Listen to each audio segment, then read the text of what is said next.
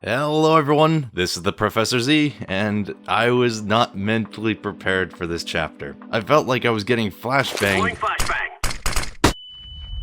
every page. And the ones that didn't had me cowering in fear at what would come next. Luckily, most of that is at the beginning of the chapter, and the rest of the chapter actually raises a lot of questions. So, despite my better judgment, let's get into Made in Abyss, chapter 66, titled Bottom Layer. So we arrive back at the baths, where a piece of breaking news has just dropped. Oh, brother, this guy stinks! Okay, so Nishigoro, with her Omega thickness, broke what is essentially the seat in the bath, and without it, Shroomy and Minai would be unable to take their bath. Thus, Tepeste requests that Reg use his heat-proof, curse-proof, and everything-else-proof arm, Spragmos' notwithstanding, to keep the twins afloat while in the bath. So Reg busts out his sick moves once more and comfortably arm tornadoes the twins into the bath. While watching the twins, Reg ponders the words Shroomy had spoken to him in the previous chapter, and decides to push the topic, asking if what he said was a threat. Now, Shroomy is still very hesitant to discuss the topic, glancing over at Tepeste and Minai before asking Reg to come a little closer in order to prevent them from listening in. Now, specifically stating them implies that Shroomy doesn't want Tepeste or Minai to hear what he has to say. Tepeste I can understand, with her being an outsider and all, but why Minai? It seems that Minai might be opposed to Shroomy sharing this secret, or there is the possibility that something bad could happen if this info were shared, which is something mentioned later in the chapter. The info we do get from Shroomy is quite cryptic and brief, simply that both Shroomy and Minai's right arms are the same. This tidbit of information makes a little more sense when considered alongside some information we will get later on in the chapter. So, I could go to the end of the chapter in order for this theory to develop, but where's the fun in that? Instead, let's move on with the chapter. I changed my mind! Go back! Go back! No! While in the bath, Shroomy and Minai ask if Reg can feel what interacts with his extendable arms. Reg confirms that he does, yet the twins are not satisfied with Reg's response and decide to test this by... Ozen, give me strength. They test it by licking Reg's arms. Despite its appearance, the material of Reg's arms does not taste metallic, and apparently is so sensitive that it activates little Reg. Yes, Reg, I agree with you. What the hell is wrong with you? Exiting the baths, Shroomy and Minai are practically glued to Reg. Now, this is where I usually make a harem joke, or even discuss the contents of this page. But instead, let's just look at some great Fab moments from the chapter.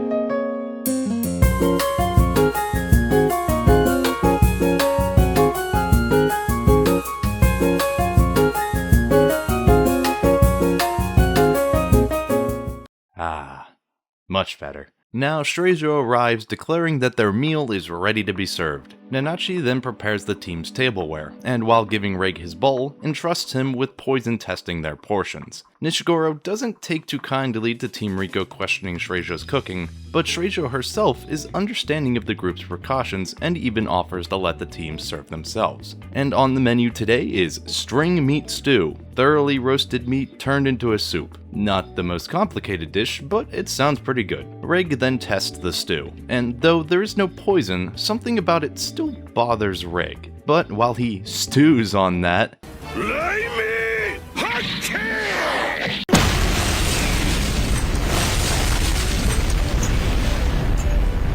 Riko shares Reg's opinion that something's off about the food. While Nanachi digs right in, Faputa refuses the food since it wasn't made by Riko. As Riko ponders the issue with the stew, she gazes over at Hail Hex, who seems to be having a similar reaction to the stew. Nishigoro is scarfing it down while Shrejo is pondering the food's taste And then there's Yadaramar, who's actually figured out the problem. Using hand signals, Yadaramar tells Riko to stealthily add salt to the stew, as it was the final touch that Shrejo had forgotten to add. Doing so greatly increases the flavor of the stew, but if Shrejo were to learn that she had forgotten this key ingredient, it would cause her to become incredibly depressed. The group continues to enjoy the meal, with even Faputa joining in after Riko added some salt to her portion. Having finished up their stew, both teams begin cleaning up camp, during which we finally get to see a crumple pot once its size has been reduced, and it really has shrunk down to a fraction of its original size. While packing up, Reagan and Riko ask Yadaramar about his packing methods, and the importance of the casket he carries, but the answers they receive are merely that it's a secret. Now, for a quick theory about the casket. First off, it's definitely a relic of some significance, and it might circle back to my theory of Juso resurrection. Who knows, maybe the contents of that casket is the remains of our missing Hail Hex member. Only time can tell. As for the present, we have a moment where Yadaramar addresses Shrejo, yet it seems like she's lost in thought, kinda out of character for the loud and energetic Shrejo we've seen so far. Regardless of whether it was due to her misstep with the food or some unrelated reason, there is no time to sulk, as both teams make their plans to enter the 7th layer. The plan is for both teams to enter the 7th layer together, until Hail Hex finds a new camp location, which means that both teams will not be together much longer, granted everything goes as planned,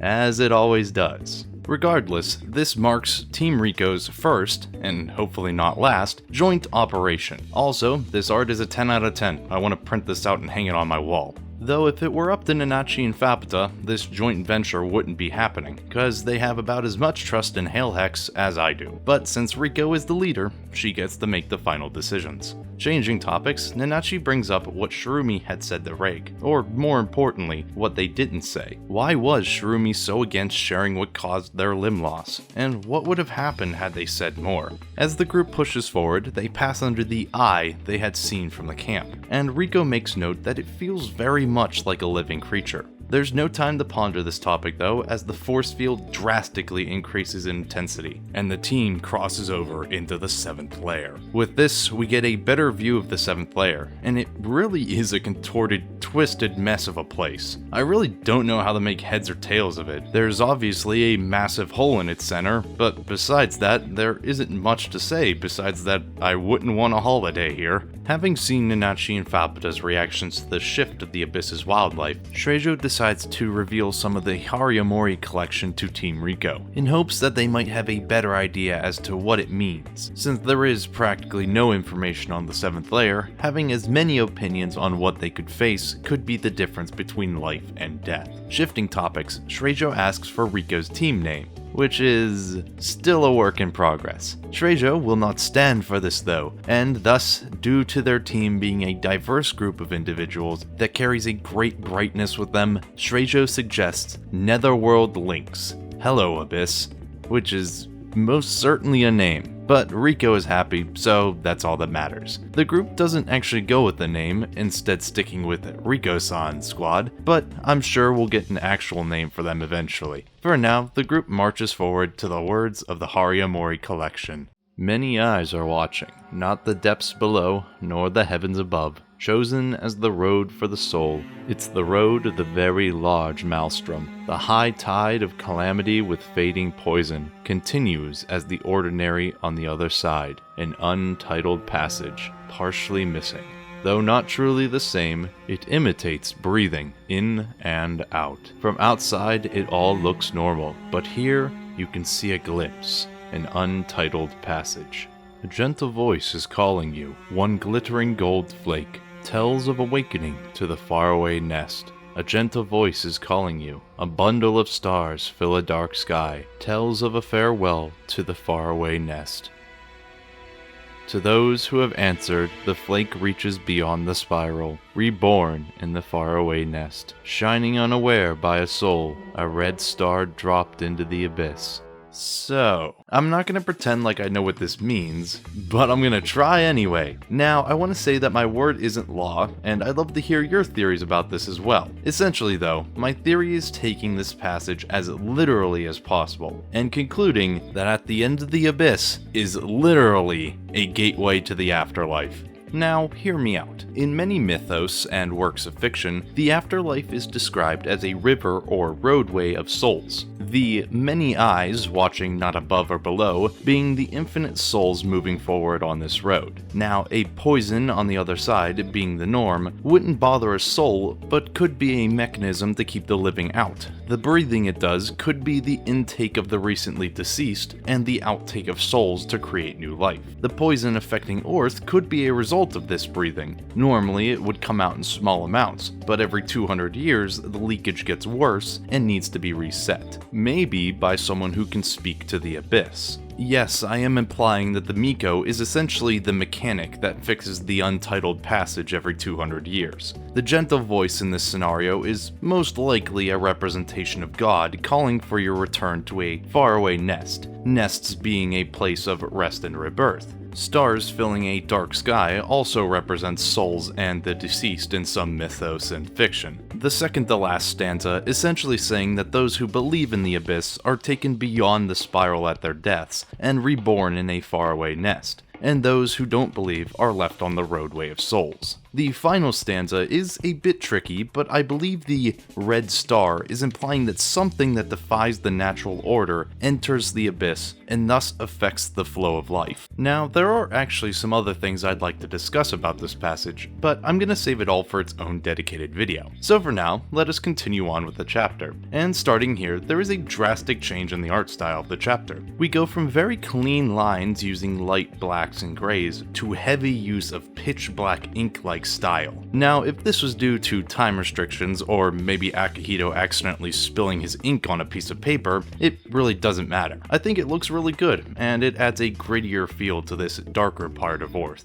Now, this second half of the chapter starts us off with an image of a bizarre structure, which was shown to us back in chapter 63. Now, this one is slightly different than the one in chapter 63, but it's most likely just a design decision made by Akihito. And just like back then, I still have no idea what this thing is. I'm not even saying that to be funny or anything, I just can't wrap my head around what this thing is. It's rather unnerving, and the parts sticking out of the center kind of look like bones. So this might be some sort of totem? Something to assist with the Miko's plan for the 200-year cycle, maybe? At bare minimum, it had to have been mentioned in the Mori Collection, given that Habolg seemed to have recognized it back in chapter 63. Besides that, I don't really have anything else to add, so let's just move on. We now, for the first time in a while, return to Orth, specifically the Wharf District, where we find Ozan and Leader going for a walk. Conveniently, they're discussing the Mori Collection as well. Specifically, how strange it is that something so eerily occult would become a nursery rhyme of all things, and that the breath mentioned could indeed be related to the 200-year prophecy. This poor sod is then unfortunate enough to be on lookout as Ozan goes on her walk. Before they can do anything that they might regret, a voice comes over the comm device hanging around their neck, telling them to avoid doing anything rash, like raising the alarm, because they wouldn't get very far before their head hits the floor. So they let Ozan and Leader pass, but not before Ozan borrows their comm device. As the two continue onward, Ozan asks Leader if he had ever met a pair of twins before, and it's here where we get that information I had mentioned earlier in the video. So we learn here that twins aren't just uncommon in Orth, they're practically non-existent. Twins in Orth are rather born or not born every 30 years, and right now there are currently 2 pairs in Orth, 1 pair in the Northern District and 1 pair in the Wharf District. What's even stranger still is that no matter the time or place, all twins in Orth share the same names, Shirumi and Minai. So in my chapter 65 review, which you should watch, I had said that these 2 pairs of twins had to be the same people since they shared the exact same names, but now that may no longer be the case. According to Ozan, these names are supposedly mentioned in the original Mori Collection, thus giving greater meaning to them. Now, my theory is a bit unorthodox, but at this point which theory of mine isn't? I believe that not just the Shirumi and Minai of Hail Hex, but every pair of twins born in Orth Orth share a soul. Now, this theory was actually inspired by a pair of twins from the series Jujutsu Kaisen, in which twins share more than just their appearance. This would make Shirumi's statement of him and Minai sharing limbs far more literal, and would explain why twins are so rare. Just as many machines will occasionally create a faulty product, so will the Abyss release a soul intertwined between two people. Thus, Shirumi and Minai sharing their bodies and souls means that actions against one will also in some way affect the other. And the reason I bring that up is because I believe that when Shirumi or Minai had lost one limb, the other one had lost a limb as well. This most certainly would lead to a traumatic experience that Shirumi would not want to recall, or remind his sister of.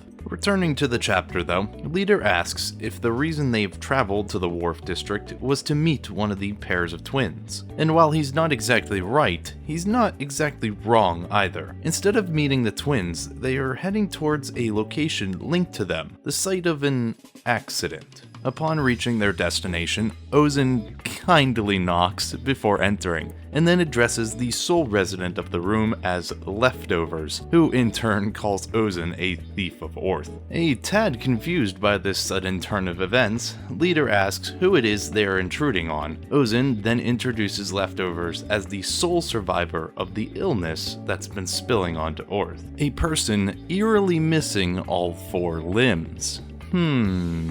And with this, we have reached the end of Chapter 66, a chapter filled with many interesting moments, some of which I would rather forget. So while I attempt to purge these thoughts from my mind, you'll all have to let me know what you thought of this chapter. What are your theories about the twins in the Mori Collection? And how wrong are mine? Let me know in the comments down below. While you're there, make sure you like the video and subscribe to the channel. Every bit of support is greatly appreciated. As always though, this has been the Professor Z, and I will see you all next time.